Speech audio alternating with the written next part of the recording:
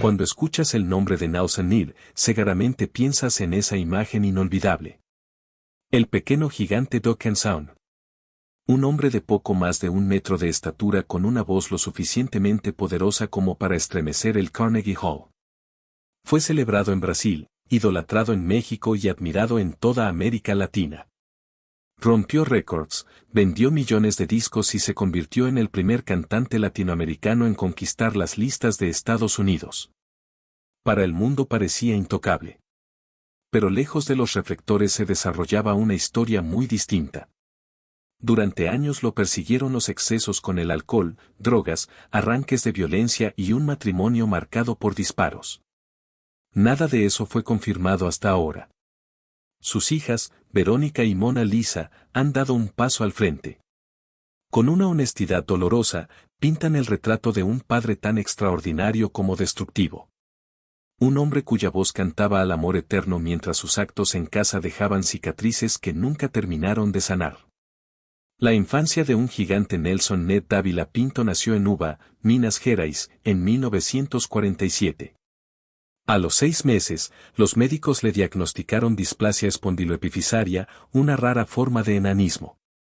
Sus padres, ambos de estatura promedio, quedaron devastados.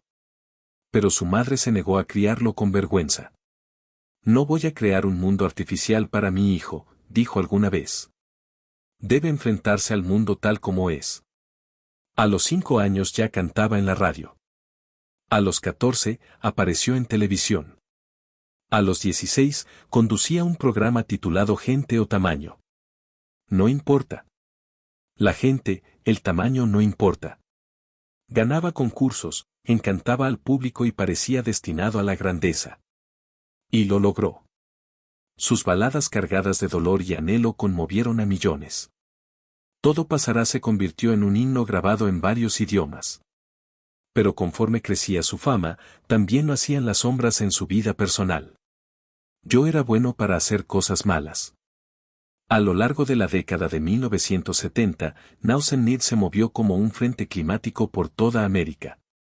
Llenó el Madison Square Garden, cantó en el Carnegie Hall y encontró en México, Colombia, Argentina y más allá un público casi devocional para sus boleros empapados de lágrimas.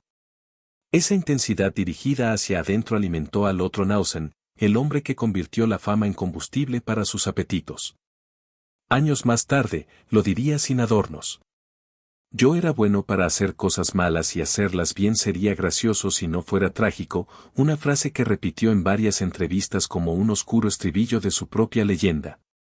Bebía sin medida 2 botellas de whisky en un mal día, mantenía la cocaína cerca y, según sus propias palabras, usaba ambas como carnada y trampa. El sexo y las drogas eran sus monedas de proximidad. Sin dinero, admitió más de una vez, muy pocas mujeres se habrían interesado en mí. Dentro de la casa, el glamour se convertía en imprevisibilidad. Sus hijas recuerdan amaneceres que llegaban antes de que la música se detuviera, desconocidos deambulando por habitaciones que se suponían seguras y a un padre que podía cambiar en un suspiro de afectuoso a volcánico. El arco no se rompió de golpe, se fue doblando lentamente hacia la única salida en la que él creía. Tras años de excesos, drogas, alcohol y promiscuidad que él mismo describía con una frialdad clínica, Ned se volcó al cristianismo evangélico en los años 90. El giro no fue una estrategia de marketing, sino un plan de supervivencia, al menos como él lo contaba. Antes de hacerme evangélico, era muy depravado, bebía mucho, usaba muchas drogas y tenía muchas mujeres. Entonces Dios me habló una maño cambias o te saco de aquí. Así que decidí cambiar, dijo frente a las cámaras en español. En la época en que comenzó a testificar públicamente sobre su conversión, el cambio profesional lo acompañó. Su primer disco gospel escaló en las listas religiosas y sus conciertos adquirieron una nueva estructura. Estándares románticos para los fieles que siempre habían ido a escucharlo, y luego, inevitablemente, un testimonio y un himno. Para los de afuera, parecía un simple cambio de género. Para sus hijas, era el intento desesperado de un hombre por desviar un rumbo ya hundido en los escombros.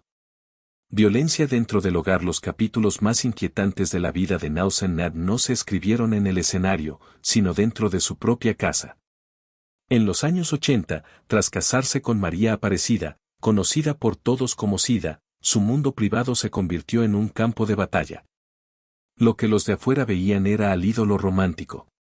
Lo que sus hijos vivían era un hogar donde el amor se pudría en gritos. Las botellas se vaciaban en furia y las discusiones se enroscaban hasta hacer temblar las paredes. No recuerdan solo voces alzadas o portazos, sino también el seco estallido de disparos rompiendo la noche. Sida fue tanto participante de la tormenta como víctima de ella. Bebía, respondía y ambos se enredaban en ciclos interminables de furia. Pero el desequilibrio de poder era evidente. Nausen tenía armas y no temía mostrarlas. El biógrafo André Barsinski en Todo pasará a vida de Nausen Nir reconstruye un momento particularmente aterrador. Una empleada, alertada por los gritos, abrió la puerta y encontró a su famoso patrón, semidesnudo, ebrio y enrojecido de ira, apuntando con una pistola hacia el baño donde Sida se había encerrado. «Salo te mato», gritaba. Solo los ruegos de la empleada lograron atravesar el frenesí. Finalmente, bajó el arma, entregándola casi con indiferencia, murmurando que tenía muchas otras escondidas en la casa. La violencia no siempre se quedaba en amenaza. Una noche, Sida fue llevada al hospital con una herida de bala en la clavícula. Al principio, dijo a la policía lo que parecía que Nausen le había disparado. Más tarde, quizá por miedo, quizá para proteger su carrera, ambos insistieron en que había sido un accidente. La negación no borró el trauma. Verónica, su hija, aún recuerda el pánico de esa noche. Su hermano Junior, irrumpiendo en su cuarto, papá mató a Sida. Esta noche fue el tipo de momento que marca a un niño para siempre, transformando la hora de dormir en una vida de desasosiego. Durante años, estas historias circularon como rumores. Hoy, sus hijas lo confirman. La violencia fue real. La vida familiar de Nausen Nad fue tan contradictoria como deslumbrante su carrera. Con su primera esposa, Marley, tuvo 3 Nausen Jr. Mona Lisa y Verónica, todos como él, nacidos con enanismo. Desde el inicio, sus existencias cargaron con la doble condición de ser los hijos del pequeño gigante y crecer en un hogar que nunca halló equilibrio.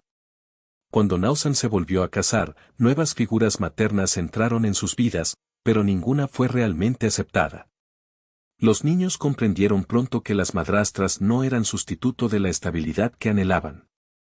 Y sin embargo, en medio de esa inestabilidad, había momentos de auténtica ternura. Nausen tenía una imaginación extraordinaria cuando decidía usarla para sus hijos. Inventó un reino al que llamó Nadlandia, completo con mapa y personajes. Él era el rey, su esposa la reina y los niños los herederos reales. En ese mundo mágico, los altos, como llamaba a las personas de estatura promedio, eran sirvientes, invirtiendo la dinámica de poder que sus hijos enfrentaban a diario en la vida real. Por un tiempo, esa fantasía suavizó la herida de sus diferencias. En la seguridad de Nedlandia no eran blanco de miradas o susurros, eran princesas. Pero fuera de esa burbuja, la realidad presionaba.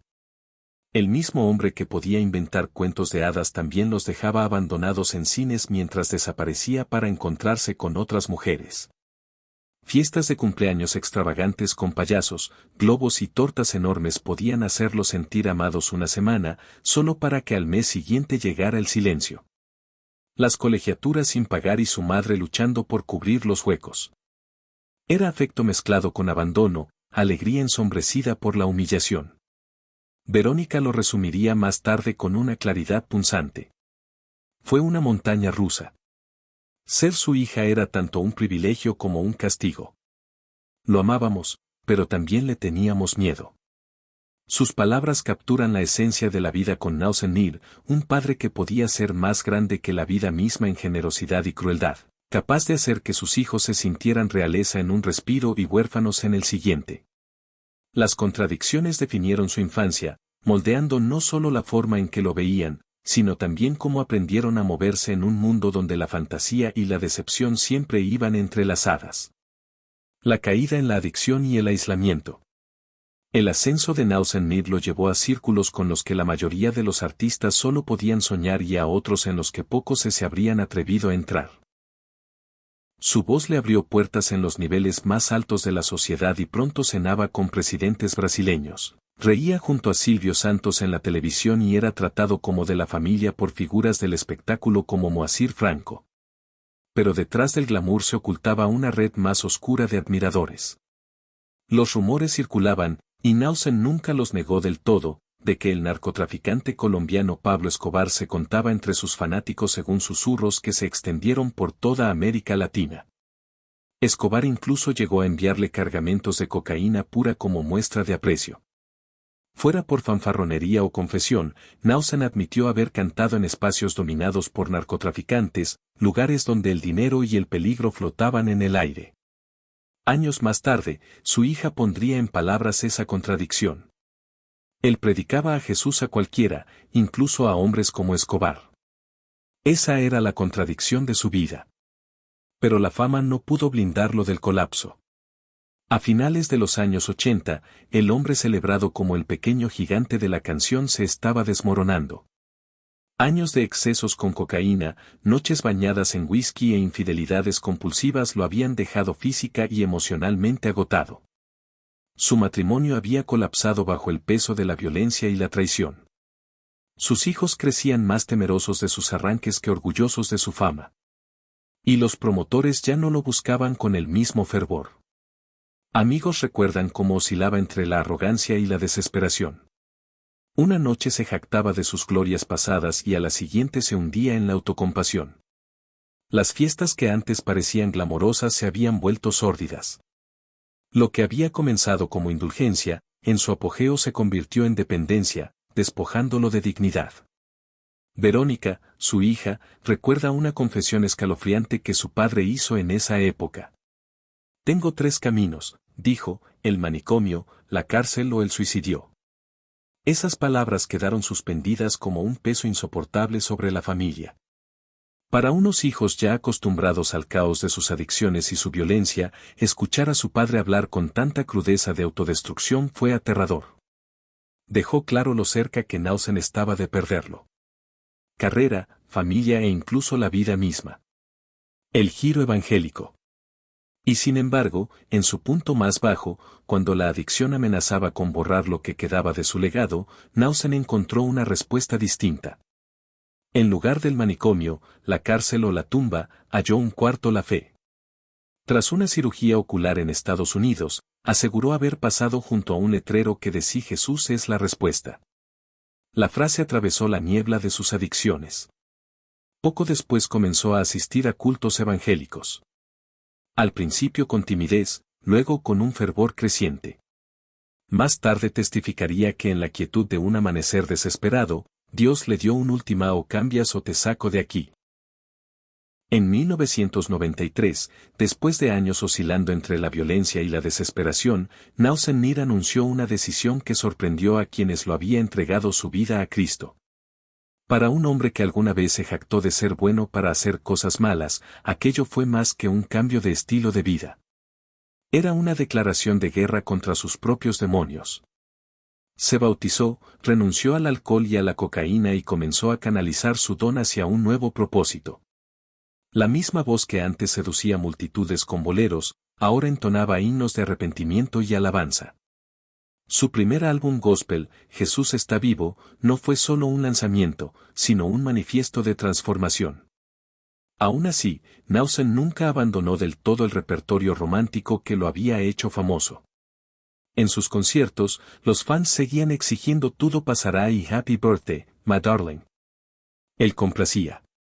Pero sus presentaciones ya no terminaban solo en aplausos. Cerraban con un himno, una oración o un testimonio sobre la redención. Para sus admiradores, era la misma voz bajo una nueva luz, un eco del pasado enmarcado por la fe. Para su hija Verónica, el recuerdo de la conversión de su padre permanece grabado con una nitidez estremecedora. Había crecido en una casa donde el tintinear de botellas sonaba más fuerte que las nanas. Donde las noches terminaban en gritos o disparos.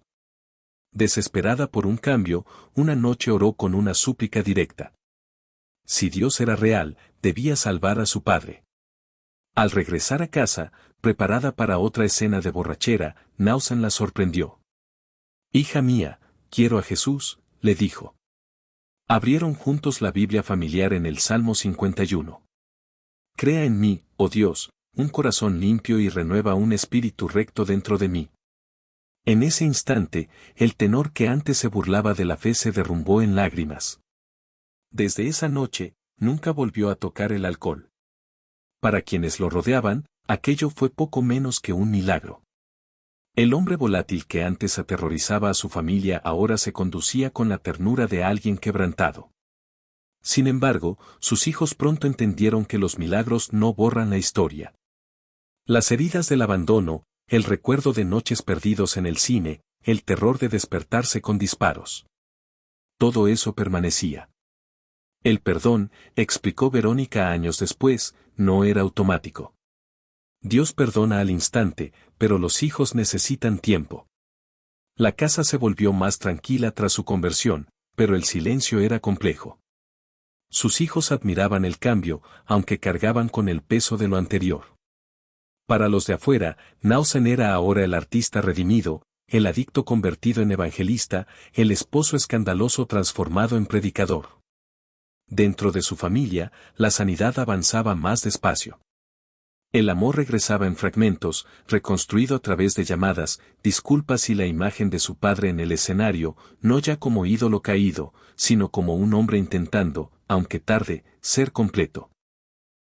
El declive de la salud ni siquiera la fe, tan poderosa y transformadora como fue para Nausan Nir, pudo deshacer lo que años de excesos ya habían esculpido en su cuerpo cuando abrazó una vida más tranquila. El daño corría profundo. Su organismo se convirtió en un campo de batalla de enfermedades crónicas. La diabetes que devastaba su circulación, la hipertensión que desgastaba su corazón y la niebla progresiva del Alzheimer que empezaba a robarle la memoria. El golpe más cruel llegó en 2003. Mientras aún se aferraba a los escenarios, sufrió un derrame cerebral devastador que casi le quitó la vida. Durante 7 meses permaneció postrado, atrapado en un silencio que aterrorizaba a su familia, acostumbrada a un hombre de sonido, ya fuera el trueno de su voz o el de sus arrebatos. Sobrevivió, pero a un precio alto. Parálisis parcial, ceguera en el ojo derecho y la pérdida de la resistencia que lo había llevado a soportar maratónicas giras por toda América Latina. Quienes lo vieron en los años posteriores hablaban de dos: el paciente frágil, reducido a sillas de ruedas y camas de hospital, y el creyente que se aferraba con fuerza a su Biblia, repitiendo que su sufrimiento tenía sentido. Para 2013, Nausan ya no podía vivir de manera independiente. Ingresó en un asilo a las afueras de San Paulo, una institución silenciosa, lejos de los escenarios, donde alguna vez fue aclamado como el pequeño gigante de la canción. Allí, despojado de los reflectores, enfrentó sus últimas batallas contra pulmones debilitados e infecciones que parecían no tener fin. Los visitantes recuerdan cómo aún tarareaba fragmentos de himnos, como si se aferrara a la única constante que le quedaba en una vida de altibajos. Su voz, incluso debilitada, seguía siendo su manera de orar. El 5 de enero de 2014, la neumonía lo reclamó a los 66 años. Sus cenizas fueron depositadas en San Paulo, la ciudad que tanto celebró sus triunfos como susurró sobre sus escándalos. Para el público, su muerte marcó el final de una era. Para sus hijos, fue el cierre de un capítulo que vivieron no solo como hijas de una leyenda, sino también como sobrevivientes de sus tormentas. La hija que habla ahora hoy, Verónica Ned, ha salido de la sombra de su padre y se ha colocado bajo su propia y compleja luz. Durante décadas, fue vista principalmente como la hija de Nausan Nir, el pequeño gigante de Akanso cuya voz recorrió el mundo. Pero ahora, cuando habla, no lo hace como un accesorio de la leyenda, sino como una sobreviviente que vivió tanto el brillo como la destrucción que implicaba llevar ese apellido. Ha encontrado expresión en su propio arte, cantando, actuando e incluso haciendo clown en el teatro brasileño, usando el humor y la vulnerabilidad para conectar con el público de una manera profundamente personal. Junto a su hermana Mona Lisa, Verónica ha transformado el dolor en propósito. Ambas dedican sus esfuerzos al Instituto Nacional de Enanismo y al movimiento Somos Todos Gigantes, iniciativas que luchan por la visibilidad y la dignidad de las personas con enanismo. Promueven el uso de un lenguaje inclusivo, la representación en escuelas y lugares de trabajo, y una sociedad que vea más allá de la estatura para reconocer el valor humano. Su trabajo no es abstracto, está enraizado en la experiencia vivida. Los 3 hijos de Nausen heredaron su condición y desde pequeños comprendieron lo cruel que podía ser el mundo. La fortaleza de Verónica no es teórica. Fue puesta a prueba por su propio cuerpo. Hace algunos años, enfrentó una cirugía espinal de alto riesgo para corregir una compresión cerca del tronco cerebral. El procedimiento la dejó temporalmente paralizada, sin sensibilidad en brazos ni piernas. Durante meses vivió en la incertidumbre, preguntándose si volvería a caminar. La fe se convirtió en su ancla. Rodeada de familia, acompañada de oraciones de desconocidos, comenzó a avanzar. Literalmente cada centímetro que gano es una victoria, dice describiendo el arduo proceso de recuperación. Cuando hoy habla de Nausen, sus palabras son directas. Confirma lo que antes eran solo rumores. Si fue violento, si fue adicto, si muchos de los comentarios que circulaban en vida eran ciertos. No excusa el daño, no suaviza la memoria de noches llenas de disparos, discusiones y ausencias. Pero en la misma frase insiste en recordar la transformación de sus últimos años. La fe no borró el pasado, pero sí cambió al hombre que parecía incapaz de cambiar. El amor ganó al final, afirma Verónica. Una frase que lleva consigo el peso de cicatrices y reconciliación. Para Verónica y Mona Lisa, ser hijas de Nausen Nad significó vivir un cuento de hadas, un momento y una pesadilla a la hora. Al confirmar el pasado, han elegido la sanación sobre el silencio. ¿Tú habrías tenido el valor de hablar abiertamente sobre los secretos más oscuros de un padre? ¿Y crees que decir la verdad puede ayudar a sanar el legado de una familia? Comparte tu respuesta en los comentarios. Gracias por quedarte hasta aquí y escuchar esta historia tras el telón. No olvides suscribirte y activar la campanita. Comparte esta historia si crees que necesita ser escuchada. Hasta la próxima.